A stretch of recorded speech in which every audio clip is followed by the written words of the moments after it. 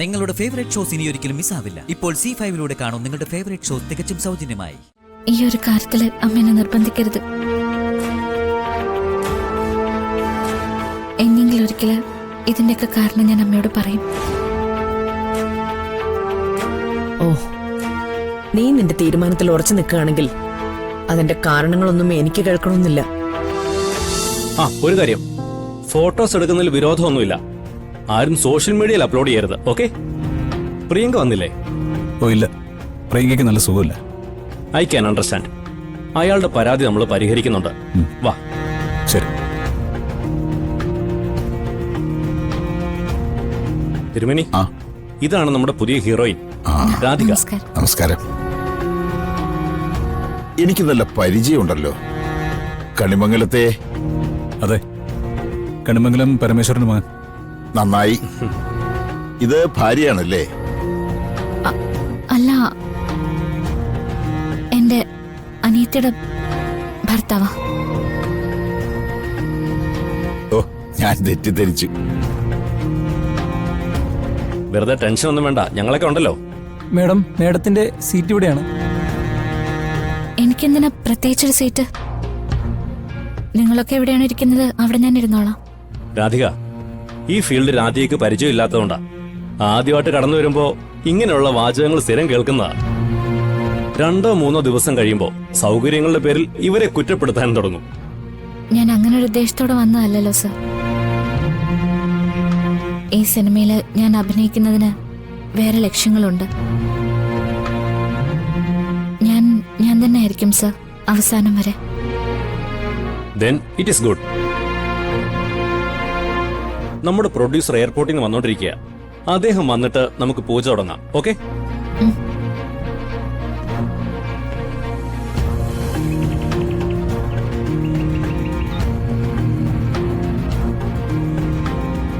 മോളുടെ പേരെന്താ?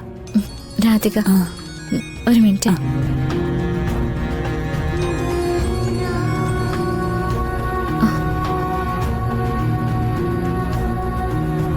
ഹലോ മോളെ.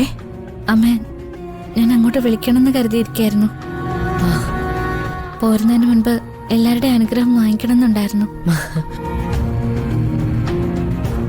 സമയക്കുറവുകൊണ്ട് ഒന്നിനും പറ്റിയില്ല. അമ്മയ്ക്കിപ്പോഴും മോളുടെ ഈ തീരുമാനം വിശ്വാസം വന്നിട്ടില്ല കേട്ടോ. എന്ത് ചെയ്യണേ, അങ്ങനെ തീരുമാനിക്കേണ്ടി വന്നു. മോളെ, അമ്മ ഒരു കാര്യം പറയട്ടെ. ആ, ജീവിതത്തിൽ ഏറ്റവും ആഗ്രഹിച്ച കാര്യം നടന്നില്ല എന്ന് പറഞ്ഞ് പ്രിയങ്ക വല്ലാത്ത കരച്ചില്ല. എന്തും വിട്ടുകൊടുക്കുന്ന ആളായിട്ടാ അമ്മ മോളെ മനസ്സിലാക്കിയിട്ടുള്ളത്. എന്നിട്ട് ഇക്കാര്യത്തിൽ മാത്രം നിനക്ക് എന്താ സംഭവിച്ചേ? അമ്മ വിളിച്ചത് മോളും മോളുടെ അനുജത്തിക്ക് വേണ്ടി നല്ലൊരു തീരുമാനം എടുക്കണം. മോള് ഈ സിനിമയിൽ നിന്ന് പിന്മാറണം. ഈ അവസരം പ്രിയങ്ക മോൾക്ക് കൊടുക്കണം.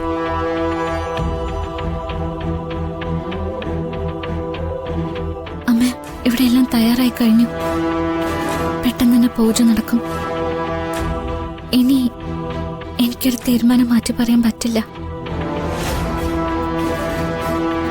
അമ്മ മോളോട് ആദ്യമായിട്ടാ ഇങ്ങനൊരു കാര്യം അപേക്ഷയായിട്ട് പറയുന്നേ. അത് തള്ളിക്കളയുന്നതിന് എനിക്ക് ബുദ്ധിമുട്ടുണ്ട്. പക്ഷെ ഈ ഒരു കാര്യത്തില് അമ്മേനെ നിർബന്ധിക്കരുത്. എന്നെങ്കിലും ഒരിക്കല് ഇതിന്റെയൊക്കെ കാരണം ഞാൻ അമ്മയോട് പറയും. ഓ, നീ നിന്റെ തീരുമാനത്തിൽ ഉറച്ചു നിൽക്കുകയാണെങ്കിൽ അതിന്റെ കാരണങ്ങളൊന്നും എനിക്ക് കേൾക്കണമെന്നില്ല. നിന്നെ ചിലർ കുറ്റം പറയുന്നത് കണ്ടപ്പോ രാധിക മോൾ അങ്ങനെ ആയിരിക്കില്ല എന്ന് ഞാൻ പറഞ്ഞു. അതെന്റെ ഒരു ഉറച്ച വിശ്വാസമായിരുന്നു. അത് നീ തകർത്തല്ലോ. അത് കുഴപ്പമില്ല മോളെ. ശരി മോളെ, ഞാൻ ഫോൺ വെക്കാം. അമ്മ,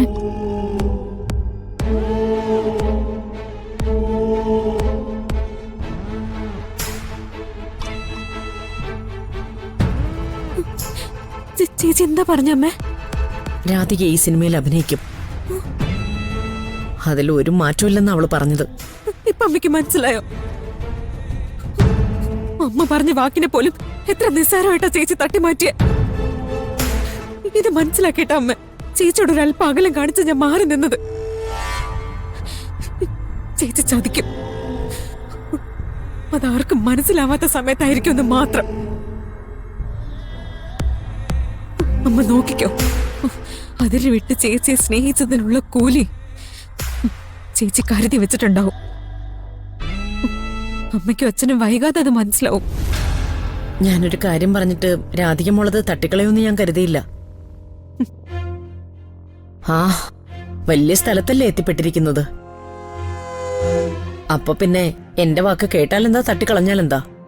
ഇനി സിനിമയിൽ അഭിനയിച്ചാലും ചേച്ചി കൂളായിട്ട് ഇവിടെ കയറി വരും. അമ്മയോടും മുത്തശ്ശിയോടും ഒക്കെ ശ്രീകൃഷ്ണ ഭക്തിയുടെ കഥകൾ പറയും. അപ്പൊ പിന്നെ ചേച്ചിയെ കൈകൂപ്പി തൊഴാതെ വേറെ മാർഗമില്ലല്ലോ. ഇനി ഇങ്ങോട്ട് വരട്ടെ, പറയാനുള്ളത് എന്താണെന്ന് ഞാൻ മനസ്സിൽ കരുതിയിട്ടുണ്ട്. ഇങ്ങോട്ടില്ലാത്ത കരുതലൊന്നും അങ്ങോട്ടും വേണ്ടെന്ന എന്റെ തീരുമാനം.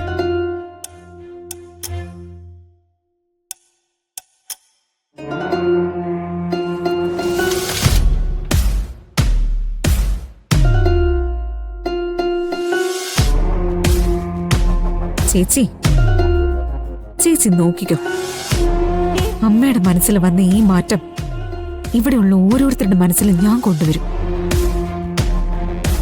കൊണിമംഗലത്തെ രാധിക ഇനി കാലുകുത്താൻ പാടില്ല.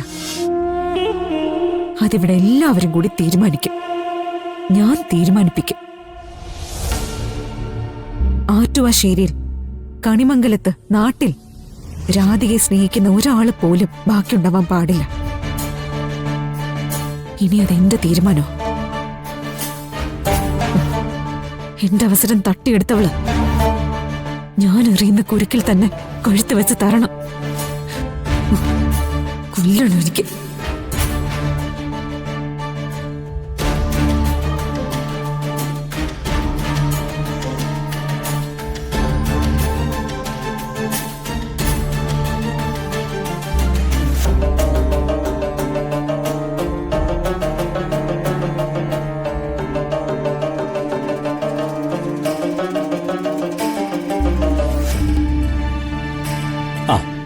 നമ്മുടെ ഹീറോ ദാ വരുന്നുണ്ട്.